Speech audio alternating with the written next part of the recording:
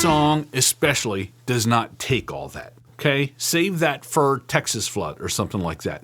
Welcome to the third video in a series that I'm doing called the SRV Sky is Crying Blueprint. Just to recap, in the first video, we talked about the history of the song The Sky is Crying. In the second video, I focused on the simplicity of Stevie's approach to that song. Now, the other part of that video was me talking about how the song The Sky is Crying played a role at the beginning of my guitar journey, because it was the first song from Stevie Ray Vaughan that I ever heard, and how it marked a period where I kind of knew I had accomplished my primary goal when I was called up on stage to play that song with one of my favorite local bands. But I did kind of hint at the fact that between those two milestones, there was this journey that I had to go on, because when I started, I really didn't know how to do much, and it's great that I arrived at that point where I could feel free and I could play.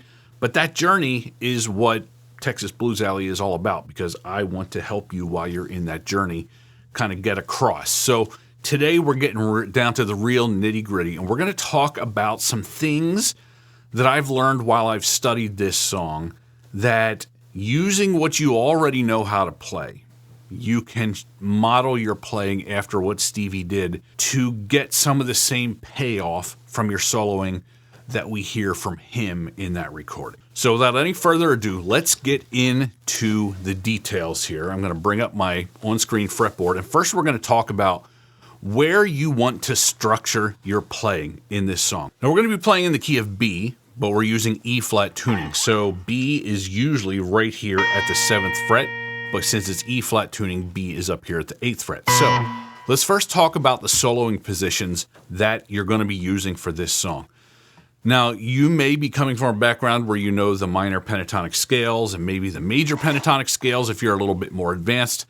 I teach kind of a modified version of those things that I call the 5 essential blues boxes. I have a free series on YouTube if you want to get caught up on that. But basically, when you learn blues, these are the two main shapes that you learn to play in. The box 1 shape,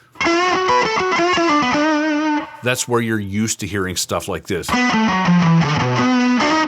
Box 2 piggybacks right off the top of it.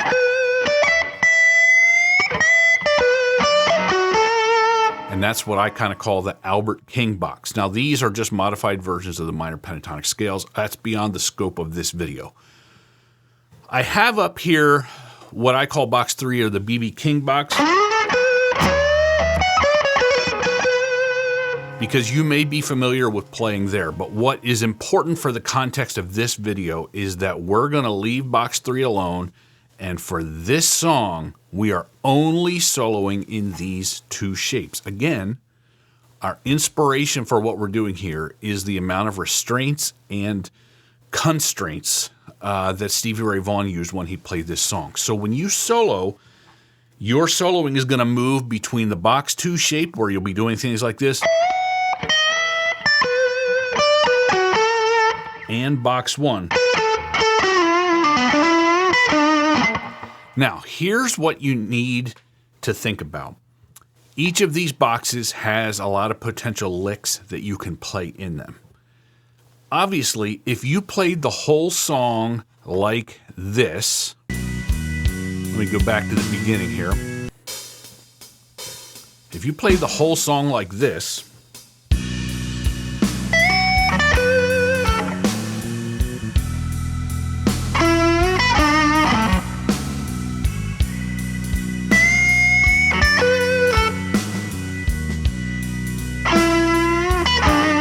we've already gotten repetitive.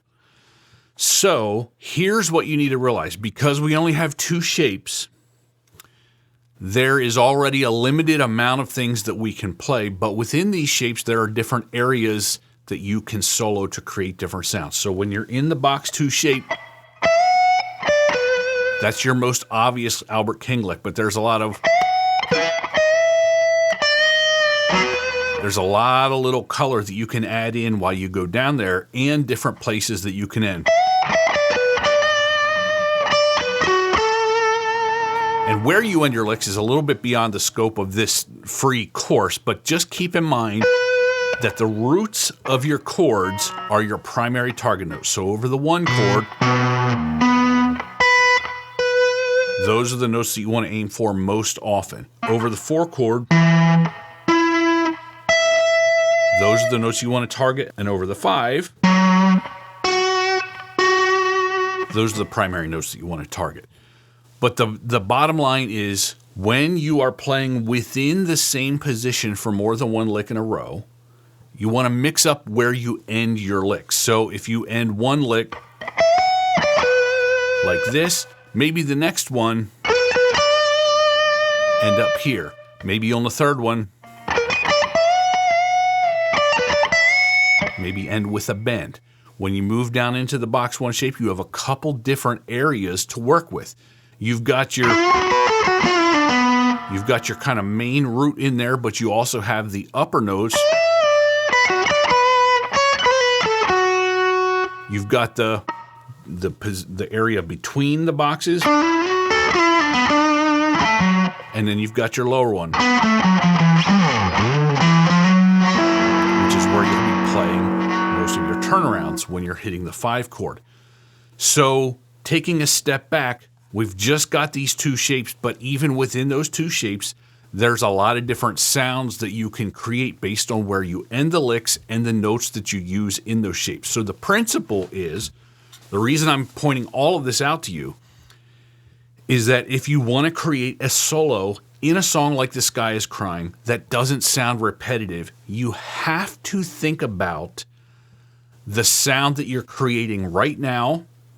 Contrast that with the sounds that you have been making so far, and thinking about where you can go next to create a sense of movement in your playing so it doesn't all sound like, because those sounds are going to get old really fast. So you can probably tell already, depending on what level of skill you have, having these constraints means you've got to be a lot more aware of what you're playing. And as I found out when I was working through this song, if I tried to improvise and sound like Stevie Ray, my solos became repetitive almost instantly. And the reason for that is because I was used to playing off of a wider possible variety of licks. And when I had to push all of that away and I knew I'm going to stick to these 2 positions, I wasn't used to having to think so carefully about the trajectory of sounds that I was making. Is what I'm playing now too similar to what I played 2 measures ago? And where do I have left to go? So if you go back and you listen to Stevie's recording, I want you to mentally think about the sounds that his licks are creating all throughout the song, in the verses and in the solo, and think about the variety of different sounds that he makes from when he's up here, from when he moves down, when he moves up high,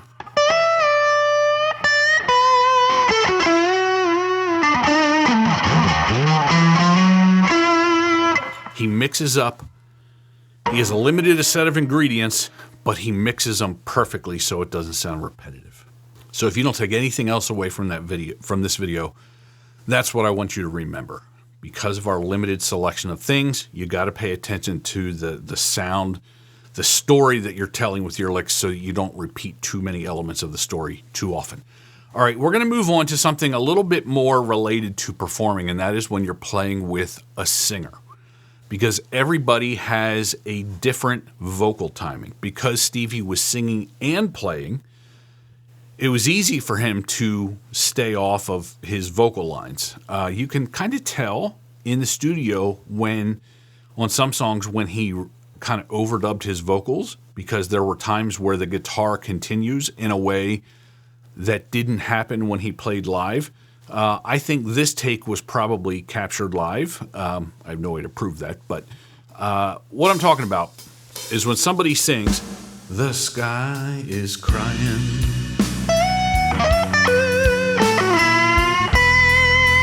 can you see the tears roll down the street?" Everything that I'm playing there is based on the assumption that the singer is going to sing that timing. But what if they do it differently? So I'm going to do it again, but this time I'm going to draw out the vocal lines the way, an experienced singer I'm not an experienced singer, but the way somebody might if they have a little bit more flair and they're not thinking about the guitar. And so listen to how I have to change my licks to make that happen. The sky is crying. Can you see the tears roll down the street?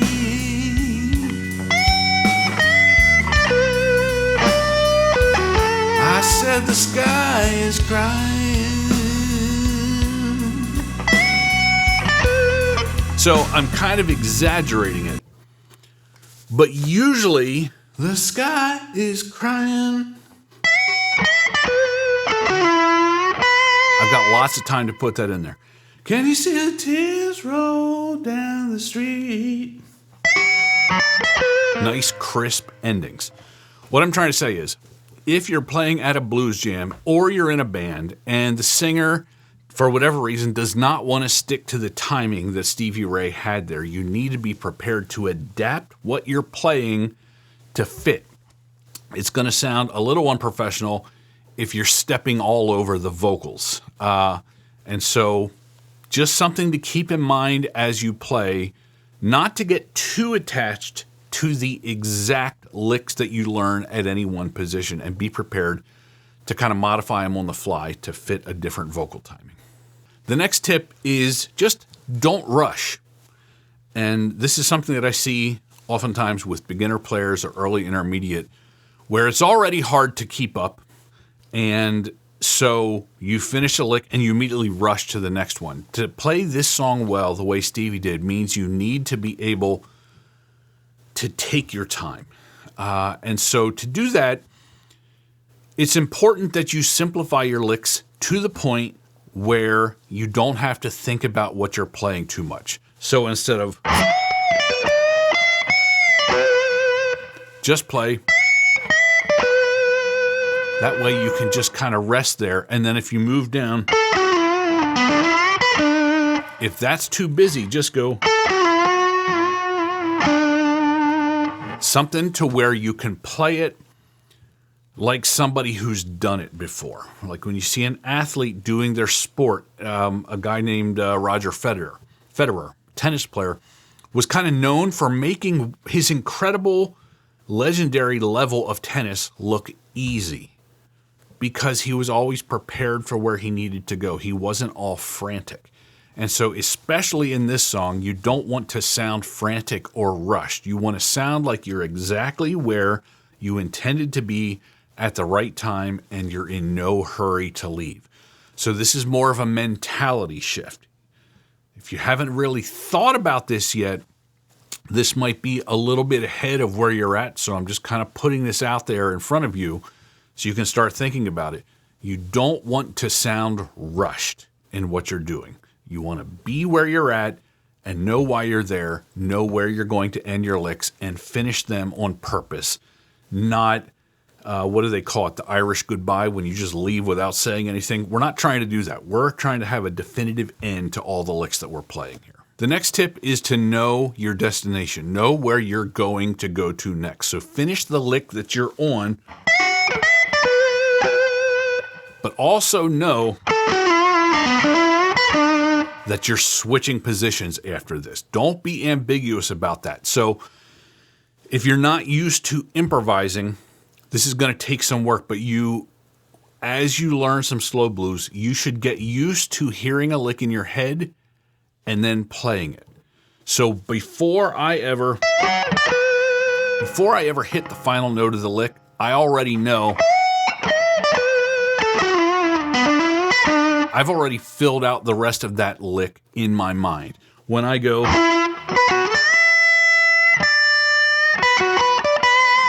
I already know generally that I'm staying within that position and I'm not going to go.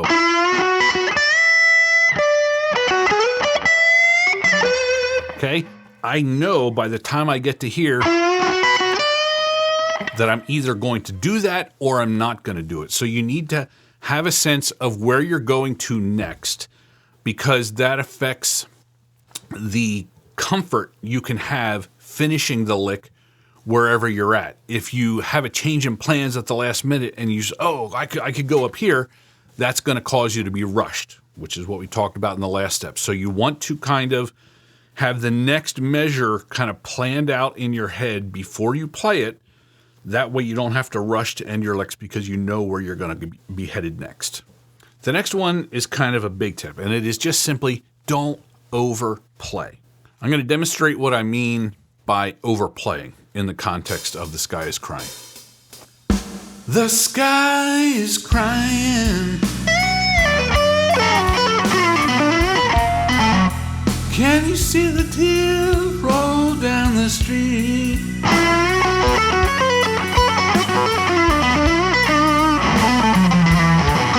The sky is crying.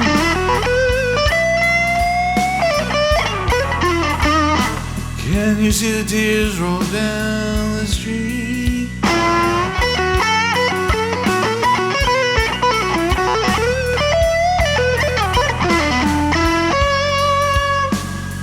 I've been looking for my baby, and I wonder where can she be?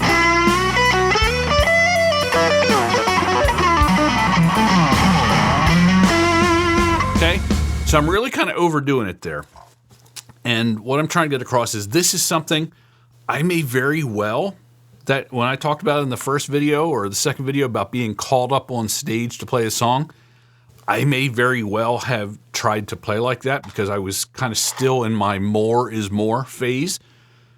But what I'm trying to communicate with this series is that this song especially does not take all that, okay? Save that for Texas Flood or something like that. This song, if we're going to learn from anything from Stevie, it's that less is more. I'm going to do a complete opposite now. I am going to play less notes than what Stevie played, just so you can hear the contrast. The sky is crying. Can you see the tears roll down the street?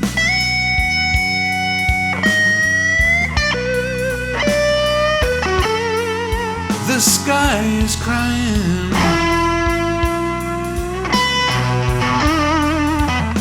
Can you see the tears roll down the streets?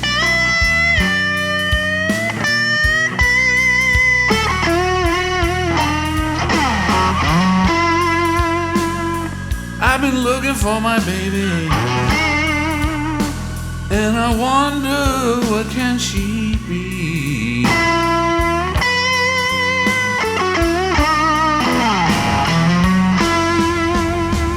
Okay? So depending where you are in your guitar journey, maybe that was less dramatic than I think. But I was trying to simplify the kind of things that he might have played down to an almost absurd degree, even less notes than maybe what Albert King would play. And I don't know, maybe you heard that and you thought, well, that sounds boring. Well, if that's what you thought, then maybe this series of lessons is kind of, maybe you're the wrong audience for that. There is a time and a place to go nuts and play everything and then some. My argument is that this song, if you want to do it right the way that Stevie did, less is more. And to my ears, what I played in that time through sounds so much better than the kind of cartoonish level of playing that I was doing in the first run through where I was kind of overplaying. So that's kind of my illustration for the principle of don't overplay. The next thing I want to talk about is big, slow bends. So bending is one of those things. At its most simple, you have a starting pitch and you have a target pitch, and you're going to connect those two dots. But how you connect them, there's a whole lot of variety in the middle. That's a very direct bend. That's a direct bend with a little fall off. That's a direct bend with a trailing fall off. Then that's a slow rising bend. This is starting from an even lower with a slow trajectory. Here's mixing the two. Okay, fast. Okay, the fast direct bend is something that I think you tend to do more when you're a beginner and intermediate, because that's what, a lot of times you're in a hurry because you're always trying to catch up. In this song, I want you to think long and I want you to think slow. So prepare the bend. Just hold the note steady for a little bit. Slow bend. And the slower and longer the bend and the more dramatic the more you set up the target at the end.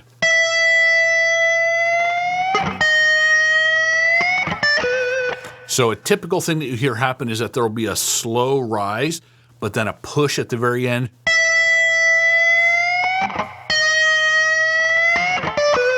And for these bends up here especially, you can be, switch to the other angle here, you can be plucking these with your finger.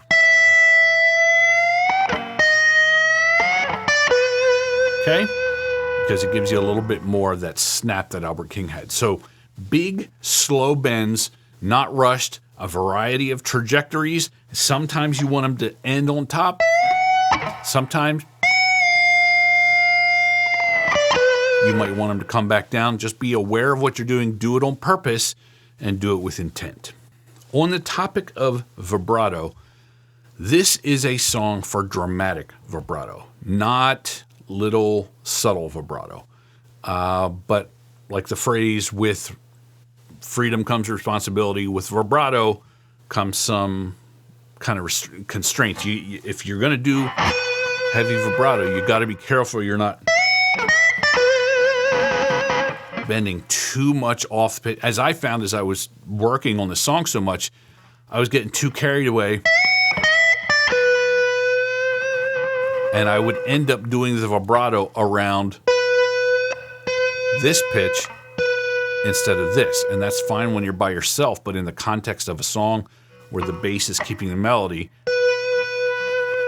there's a world of difference between that and, okay? So you want your vibrato to be kind of meaningful and deep, not subtle.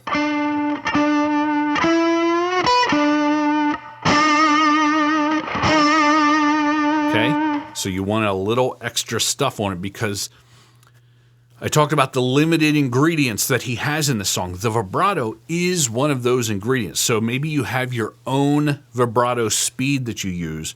You just want to make sure that you're leaving enough time for the vibrato to shine. You don't want it to be an afterthought. That's kind of all I'm trying to say with this part.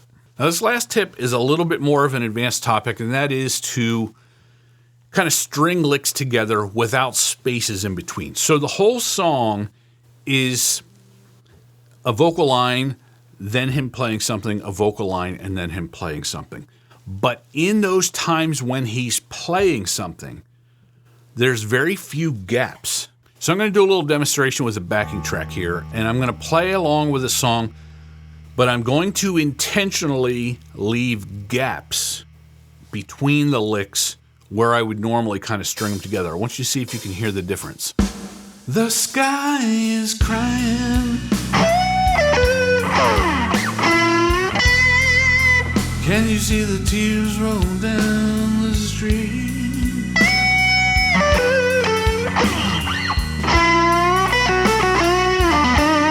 The sky is crying. Can you see the tears roll down the street?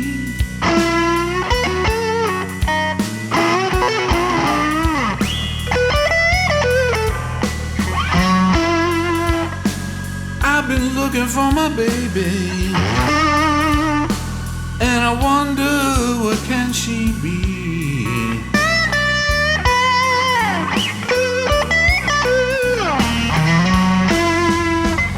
So in that example, again, I don't think I had particularly good phrasing there, but what I was trying to get across is that filling up the space with 3 different licks with spaces between has a less impactful feel in this arrangement, in this song, than a couple of maybe simpler licks that are strung together. So like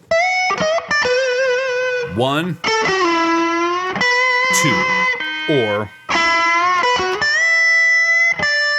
1, 2. He doesn't play a lot in this song, but when he does have licks that go on for longer periods of time,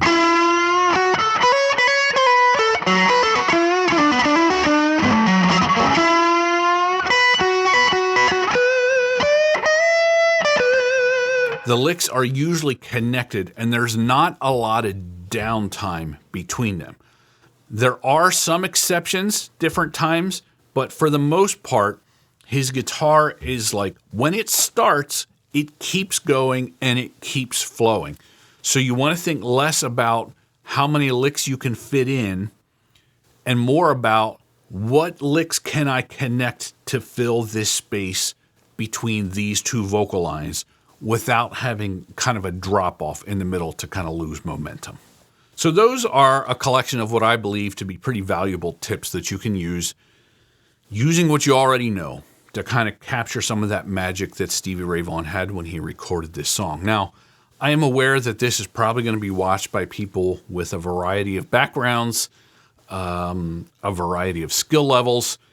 Maybe somehow you're not a real big Stevie Ray Vaughan fan and you just found your way to this video. I would challenge you, this works whether you're into Stevie Ray Vaughan or Eric Clapton or Albert King or B.B. King. The principles that I laid out here, even if you substitute the licks with licks inspired by a different guitarist, the same thing holds true. You could take Eric Clapton's style, B.B. King's style, even Jimi Hendrix's style, even though he wasn't known for like restraint that much in his songs. You could take whatever style of blues player you want and adopt the kind of less is more guidelines that I gave you here and be able to create something that allows less is more to be more, I guess is what I'm trying to say. If you're a beginner who thinks, I don't know much music theory, this is kind of above my level, how many times in this whole lesson did I say scale or mode or interval? I didn't say that at all. And the reason for that is that you absolutely don't need to know any of that to do the things that I'm talking about here. Now, you'll get more mileage out of your career if you learn some basic theory, like what 1, 4, and 5 mean and a 12-bar progression. But don't let your skill level stop you from trying to tackle some of this stuff. I didn't go after the easy stuff when I started learning. I dove right into the deep end and started trying to tackle Stevie's hardest stuff.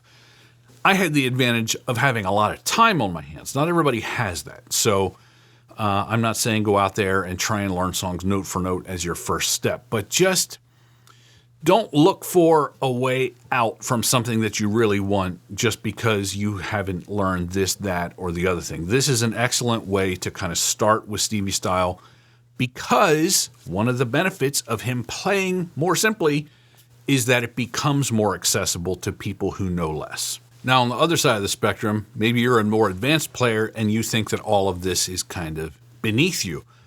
I would challenge you by saying that doing what I'm talking about here, playing a memorable performance or recording a memorable performance, using less and having the result turn out as good as what Stevie did is a lot harder than you might be giving it credit for. If you had told me 15 years ago that one of the secrets to The Sky is Crying is playing with 20% of your skill, I would have thought you're crazy, because I honestly hadn't dug into the song enough to appreciate that. For a long time, I really was a more is more kind of player. And I thought this song was kind of simplistic and kind of easy. I now know how hard it is to do what he did without specifically practicing it. And so I would go as far as to say, it doesn't matter how good you are, if you don't practice simple, you will never play simple well. Now, in lesson 4 in this series, we're going to get down to an even lower level, and we're going to talk about actually learning licks. And let's say you want to memorize this solo or another solo, how you actually learn those and then remember them in a way that you can play them later, because the guidelines that I talked about here are all based around what you already know. These are kind of more principles about how you apply what you know. What we're going to talk about next in the last video in this series is how to actually bring in more licks into what you know and to learn them and memorize them, because those are things that are going to help you if you want to go out and learn this song on your own. So please leave a comment on this video if you have any thoughts about what I shared here. I'll read all of them and respond to as many as I can. Till next time, thanks for watching.